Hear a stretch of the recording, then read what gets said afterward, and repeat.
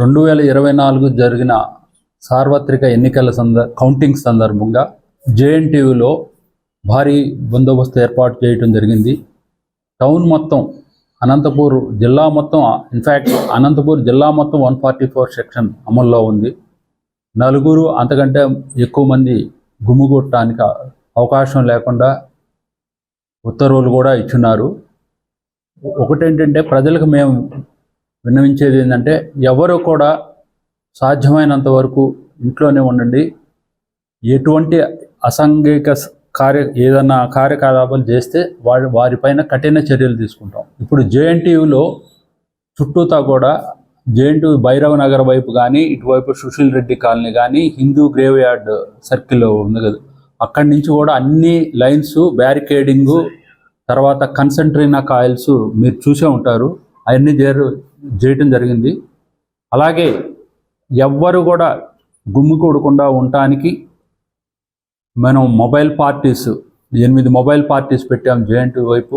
అలాగే చెక్ పోస్టులు పెట్టాం. జేఎన్టీయూ రేణుకా గేటెడ్ కమ్యూనిటీ అని రాప్తాడ్ నుంచి వచ్చే దారిలో చెక్ పోస్ట్ పెట్టాం, హిందూ గ్రేవ్యార్డ్ దగ్గర పెట్టాం, భైరవ్ నగర్లో చెక్ పోస్టులు పెట్టాం. అలాగే డ్రోన్ కూడా ఫ్లై అవుతూ ఉంటుంది. అలాగే పెద్ద పెద్ద బిల్డింగుల మీద నుంచి కూడా బైనాక్యులర్స్ పెట్టి చూస్తూ ఉంటారు. ఎవరైనా ఏదైనా చేస్తే మాత్రం వాళ్ళపైన కఠిన చర్యలు, చట్టపరంగా కఠిన చర్యలు తీసుకోబడతాయి.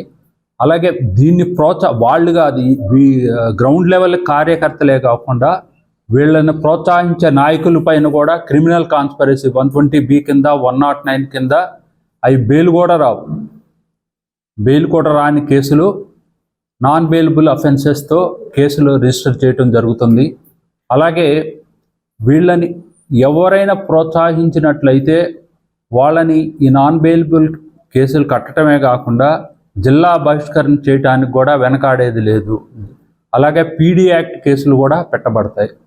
అలాగే మన టౌన్లో ఉన్న లాడ్జెస్ని అన్నిటినీ చెక్ చేస్తున్నారు, రైల్వే స్టేషన్లో చెక్ చేస్తున్నారు, బస్ స్టాండ్లో చెక్ చేస్తూ ఉన్నారు. అలాగే మన తాడిపత్రిలో చాలామంది ముద్దాయిలు ఇప్పుడు కూడా అబ్స్కాండింగ్లో ఉన్నారు. వాళ్ళ ఫోటోలన్నీ మన దగ్గర ఉన్నాయి. ఇప్పుడు మనం రైల్వే స్టేషన్లో కానీ, లాడ్జెస్లో కానీ, ప్లస్ బస్ స్టాండ్లో కానీ, లేకపోతే చెక్ పోస్టుల్లో కానీ వాళ్ళ కొరకు కూడా ప్రత్యేక నిఘా ఏర్పాటు చేయడం. వాళ్ళు ఎవరైనా వస్తే వాళ్ళని వెంటనే అదుపులో తీసుకొని చట్టపరమైన చర్యలు. వాళ్ళు ఆల్రెడీ మనకు వాంటెడ్ ఎక్యూజ్డ్ అన్నమాట. వాళ్ళందరూ కూడా తాడిపత్రిలో చాలామంది ముద్దాయిలు ఇంకా పరారులోనే ఉన్నారు. వాళ్ళందరూ కూడా మనకు వాంటెడ్. వాళ్ళ ఫోటోలన్నీ మన దగ్గర ఉన్నాయి. మనం లాడ్జెస్లో, చెక్ పోస్టుల్లో, రైల్వే స్టేషన్లో, బస్ స్టాండ్లో మనం నిఘా పెట్టడం జరిగింది. వాళ్ళు ఎవరన్నా వస్తే వెంటనే అదుపులో తీసుకొని మనం రిమాండ్ చేయడం జరుగుతుంది. అలాగే మనకు జేఎన్టీయూలో కూడా పటిష్ట బందోబస్తు, చుట్టూత కాంపౌండ్ వాళ్ళు కూడా మొత్తం కన్సంట్రేనా కాయిల్స్ అన్నీ పెట్టడం జరిగింది. ఎటువంటి అల్లర్లు లేకుండా చేసుకోవాలని మేము వివిధ పార్టీ కార్యకర్తలకు కానీ ప్రజలకు కానీ విజ్ఞప్తి చేస్తున్నాం. ఎటువంటి హద్దు మీరితే మాత్రం ఎవరిని ఉపేక్షించేది లేదు. చట్టపరమైన చర్యలు కఠినంగా, ఏదో వెంటనే వచ్చి 41A నోటీసులు అట్లాంటివి కాదు, నాన్ బెయిలబుల్ కేసులు కట్టడం జరుగుతుంది. ఎవరిని ఉపేక్షించేది లేదు. ఎంత పెద్దవారైనా ఉపేక్షించేది లేదు. 1800 పైన బౌండ్ ఓవర్ కేసులు పెట్టడం జరిగిందండి. జిల్లా బహిష్కరణ మనం ఇప్పటికి 3 బహిష్కరించడం జరిగింది. మనం ఇప్పుడు బ్యారికేడ్లు అంటే జేఎన్టీయూ వైపు వచ్చేసి హిందూ బరియల్ గ్రౌండ్ దగ్గర మనకి ఈ కంటెస్టింగ్ క్యాండిడేట్లకు కానీ లేకపోతే వారికి సంబంధించిన కౌంటింగ్ ఏజెంట్లకు కానీ 2 ఎంట్రన్సెస్ ఇచ్చాం. ఒకటేమో హిందూ గ్రేవ్ యార్డ్, అదే అక్కడ మన శ్మశానం ఉంటుంది కదా, శ్మశాన వాటికి అక్కడ ఒక ఎంట్రన్స్.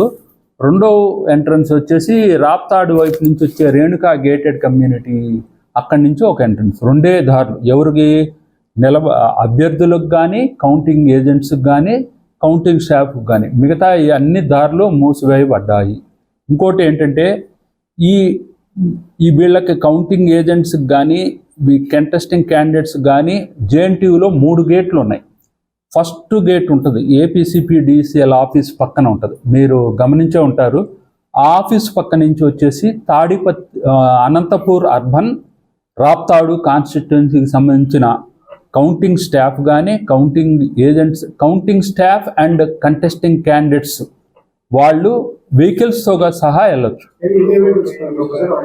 వాళ్ళకు ఒకటే వెహికల్. ఆయన ఎవరిని 4-5 వేసుకోవడం వెళ్ళటానికి కూడా లేదు. ఆయన చీఫ్ ఎలక్షన్ ఏజెంట్ అని పాసులు ఉంటాయి, వాళ్ళు ఉంటారు.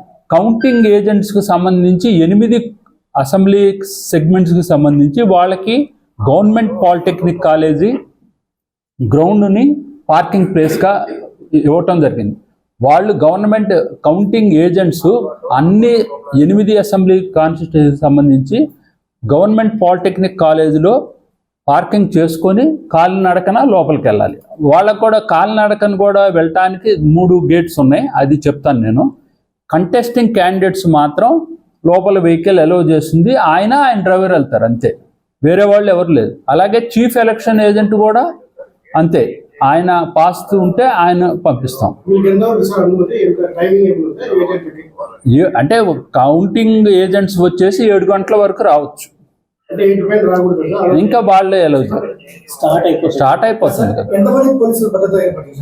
ఇప్పుడు మనం 900 దాకా మన JNTU లోపల కానీ బయట కానీ 900 పైన మనం బందోబస్తు అరేంజ్ చేయడం జరిగింది. ఇంకా కూడా వస్తూ ఉన్నారు వాళ్ళు, ఇంకా ఆఫీసర్స్ వస్తూ ఉన్నారు, ఇంకా మనం దాన్ని స్ట్రెంథన్ చేస్తూ ఉన్నాము. ఇప్పుడు ఫస్ట్ అనంతపూరు రాప్తాడు నియోజకవర్గాలకి ఫస్ట్ గేట్ అంటే APCPDCL, ఆ గేట్లో నుంచి కౌంటింగ్ ఏజెంట్స్ ఏమో నడుచుకుంటూ వెళ్తారు, కౌంటింగ్ ఏజెంట్స్ నడుచుకుంటూ వెళ్తారు. కౌంటింగ్ స్టాఫ్ మరియు కంటెస్టింగ్ క్యాండిడేట్స్ వెహికల్స్ని